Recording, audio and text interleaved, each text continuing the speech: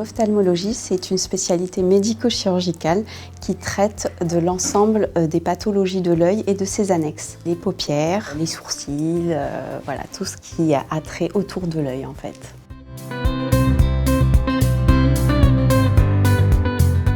L'astigmatisme, c'est un trouble réfractif qui entraîne une vision floue de loin et de près, une vision un petit peu imprécise. Alors c'est dû à une déformation plus ou moins importante de la cornée, qui est la vitre de l'œil en quelque sorte, et qui normalement est arrondie. La myopie est un trouble réfractif qui entraîne une baisse de vue de loin.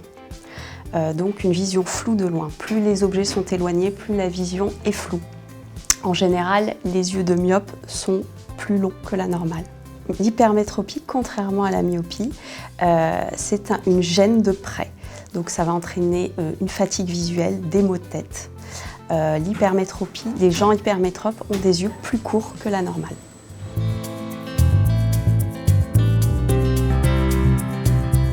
L'orthoptie est une profession paramédicale qui a pour but de dépister des troubles visuels, la rééducation, la réfraction et la réalisation d'examens complémentaires en coordination avec l'ophtalmologiste. L'ophtalmologiste, en revanche, est un médecin chirurgien qui va traiter le patient, traiter les affections oculaires, voire opérer si besoin.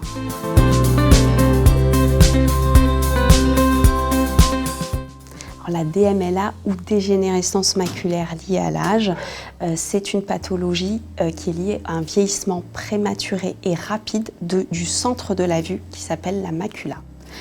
Donc elle entraîne une baisse de vue, une déformation des lignes et à terme l'apparition d'une tache sombre au centre qu'on appelle un scotome.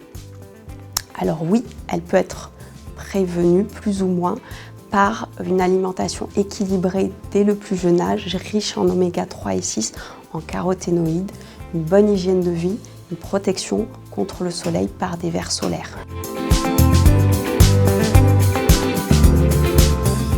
La cataracte est une opacification d'une lentille qu'on a à l'intérieur de l'œil, qui s'appelle le cristallin et qui est situé derrière la cornée. Donc cette opacification, elle est effectivement liée à l'âge et elle entraîne une baisse de vue, d'abord de loin, parfois de près, et une gêne très importante. Elle se traite exclusivement chirurgicalement, donc l'intervention est assez simple et rapide et permet de soulager les symptômes assez rapidement.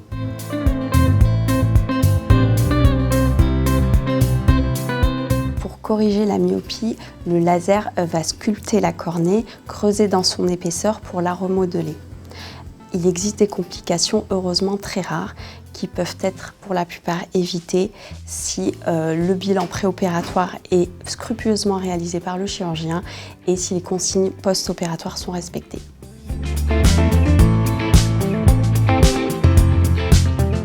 Alors, en cas de baisse de vue, si malgré les lunettes, une gêne persiste, une fatigue visuelle, des maux de tête persistants, après une gêne oculaire, donc des sensations de grains de sable, un œil rouge parfois douloureux, tous ces symptômes doivent amener à consulter un ophtalmologiste.